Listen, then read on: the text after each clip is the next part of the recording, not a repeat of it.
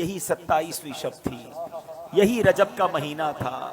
میرے آقا حضرت ام ہانی رضی اللہ تعالیٰ عنہ کے گھر آرام کر رہے ہیں کہ جبریل امین جو فرشتوں کے سردار ہیں نبی پاک کے دربار میں آتے ہیں، آرام سے جگاؤں کیسے؟ رب کا حکم ہے کہ محبوب کو بلایا جائے، مگر محبوب آرام کر رہے ہیں۔ یہ وہی آرام ہے، نہ جگانے پر صدیق اکبر نے نماز قضا کر دی تھی، نہ جگانے پر سیدنا صدیق اکبر نے سانپ کا ڈس جو ہے وہ برداشت کر لیا تھا، جگایا نہیں۔ اور مولا علی نے دیکھا کہ عصر کی نماز جاتی ہے تو چلی جائے، آقا کے آرام میں خلل نہ آئے، اب جبریل امین کو جگانا ہے۔ اللہ اکبر، بلاوا رب کی طرف سے ہے۔ تو اعلیٰ حضرت نے گویا قصیدہ معراج میں کہا کہ فرمایا یہی سما تھا کہ پے کے رحمت، خبر یہ لایا کہ چلیے حضرت، ذرا سمجھیے گا بات کو، کیا خبر لایا کہ چلیے حضرت تمہاری خاطر کشادہ ہیں۔ کیا کشادہ ہیں؟ جو کلیم پر بند راستے تھے، نبی پاک کو حتیم میں لایا گیا، وہاں نبی پاک کے سینہ اقدس کو چیرا گیا اور اس میں نور کی برسات کی گئی، حکمتیں داخل کی گئی، پھر سینہ اقدس کو بند کر دیا گیا۔ آج لوگ کہتے ہیں سائنس نے بڑی ترقی کر لی ہے، اوپن ہارٹ سرجری ہوتی ہے۔ سنو، 1450 سال پہلے ایک بار نہیں، نبی پاک کی 4 بار اوپن ہارٹ سرجری ہوئی، مگر یہ کیسی سرجری تھی؟ نہ کوئی تکلیف ہے، آقا دیکھ رہے ہیں کہ دل کو باہر نکالا گیا ہے اور نبی پاک کے سامنے نور ڈالا جا رہا ہے۔ اللہ اکبر، یہ بھی نبی پاک کا معجزہ ہے۔ اور پھر وہ سفر شروع ہوتا ہے۔ اب نبی پاک مکہ پاک سے بیت المقدس جاتے ہیں۔ سبحان اللہ، بیت المقدس کا سفر یہ براق پر کیا جاتا ہے۔ نبی پاک علیہ الصلوۃ والسلام اب پہنچتے ہیں اس جگہ پر جسے ہم بیت المقدس کہتے ہیں۔ بیت المقدس ویسے بھی دیکھنے کی بڑی تمنا ہے، لیکن جب سے یہ پڑھا ہے اور جب پڑھتے ہیں ایک دل میں عجب تمنا جاگ اٹھتی ہے۔ ذرا سوچو تو صحیح کہ کائنات میں ایسی نماز نہ اس سے پہلے ہوئی نہ اس کے بعد ہوگی، جب اس کائنات کے سب سے بہترین افراد یعنی انبیاء کرام کم و بیش 1,24,000 آل ٹوگیدر ونس ٹائم، ایک ہی وقت میں وہ بیت المقدس میں موجود ہیں، صفے تیار ہیں، مؤذن فرشتے ہیں، اقامت دینے والے جبریل امین ہیں۔ اور اب جبریل امین نے عرض کیا حضور اب آپ امامت فرمائیے، امام الانبیاء میرے آقا امامت فرما رہے ہیں۔ سبحان اللہ، سیدی اعلیٰ حضرت امام اہل سنت بڑی پیاری بات لکھتے ہیں، فرماتے کہ وجہ کیا تھی؟ معراج کی رات کی جماعت کیوں جو ہے وہ سجائی گئی، یہ بلایا کیوں گیا سب کو؟ سبحان اللہ، رہتی دنیا کو یہ بتانا تھا۔ اعلیٰ حضرت کہتے ہیں نماز اقصا میں تھا یہی سر، سر کہتے راز کو، عیاں کہتے ظاہر ہونا، فرماتے نماز اقصا میں تھا یہی سر، یہی راز تھا کہ عیاں ہو مانائے اول آخر، پتہ چل جائے دنیا کو کون اول ہے کون آخر ہے دست بستہ پیچھے حاضر، سارے ہاتھ باندھے کھڑے ہیں، کون؟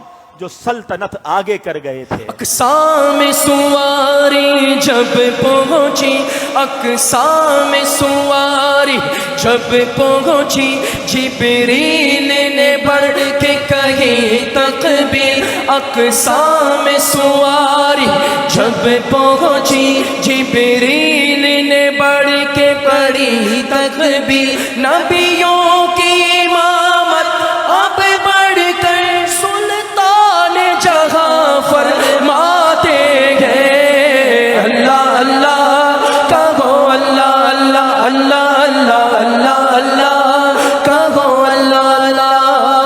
اب نماز سے میرے آقا فارغ ہوئے، اب آسمان کے سفر کی تیاری ہے۔ اب سفر آسمان میں وہی براق ہے، وہی بارات ہے، وہی دولہا ہے، وہی باراتی ہیں۔ آن کی آن میں پہلا آسمان آ گیا، اور اللہ کے حبیب کا یہ سفر کتنا فاسٹ ہوا، نبی پاک آگے بڑھتے گئے، اب سدرۃ المنتہا آ گیا۔ اب یہاں جو ساتھی ہے جو ام ہانی کے گھر سے لے کر ساتھ جا رہے ہیں جبریل امین، وہ عرض کرتے ہیں کہ حضور بس اب یہاں سے آگے میں نہیں جا سکوں گا، یہ میری لمٹ ہے، اس سے آگے گیا تو میرے پر جل جائیں گے۔ اللہ اکبر، اب اس کے آگے فقط رب کے حبیب جا رہے ہیں۔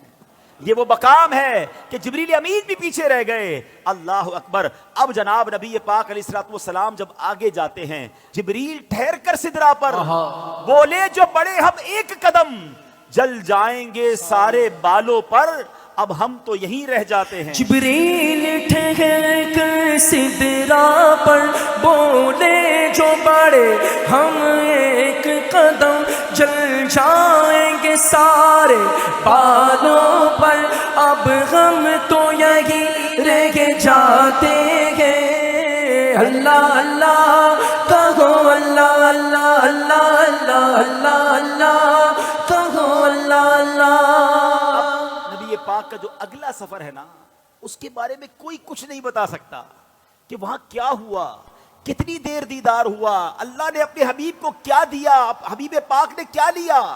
وہ ایسی راز کی باتیں ہیں، وہ ایسی کرم کی باتیں ہیں کہ جتنا اللہ کریم نے قرآن میں بتایا اور جتنا حبیب پاک علیہ الصلوۃ والسلام نے ہمیں آ کر بتایا، اس کے علاوہ کوئی اس کے بارے میں نہیں جانتا. تو اب یہ وہ سفر ہے میٹھے اسلامی بھائیوں کہ جب نبی پاک علیہ الصلوۃ والسلام یہ سفر کر کے واپس آئے، یہ عظیم سفر ہے. جنت کے طبقات دکھائے، جہنم کے مشاہدات کیے، آل ٹوگیدر جب یہ سفر کر کے نبی پاک واپس آتے ہیں تو آج لوگ کہتے ہیں جناب کہ بڑی سائنس نے ترقی کر لی ہے، بڑا مہینوں کا سفر دنوں کا سفر منٹوں میں طے ہوتا ہے. لیکن میرے آقا کے اس سفر میں جس میں ہزاروں سال کا یہ ٹریول ہے، علماء کہتے ہیں اگر اس کو لاجیکلی کیلکولیٹ کریں نا تو یہ کئی ہزار سالوں کا سفر بنتا ہے. مگر نبی پاک جب واپس آئے تو جو دروازہ کھولتے وقت کنڈی ہل رہی تھی وہ اب بھی ہل رہی ہے. جو بستر چھوڑ کے میرے آقا گئے وہ بستر اب بھی گرم ہے.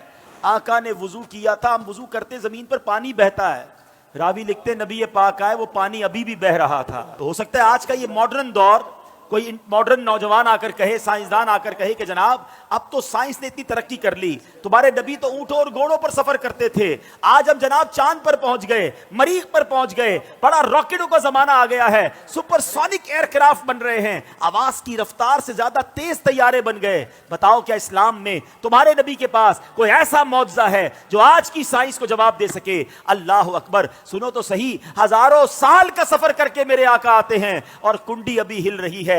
گویا ہوا یہ کہ کم وقت میں نہیں بلکہ نبی پاک نے یہ سارا سفر نو ٹائم میں کیا، وقت وہی ٹھہرا ہوا تھا. ماجرا یہ ہے، اب عشق والا جواب سن لو. دراصل بات یہ ہے کہ میرے آقا تو سارے جہان کی جان ہے نا، ہے جب جان چلی گئی تو جہان رک گیا تھا، آقا واپس آئے جہان نے پھر چلنا شروع کر دیا.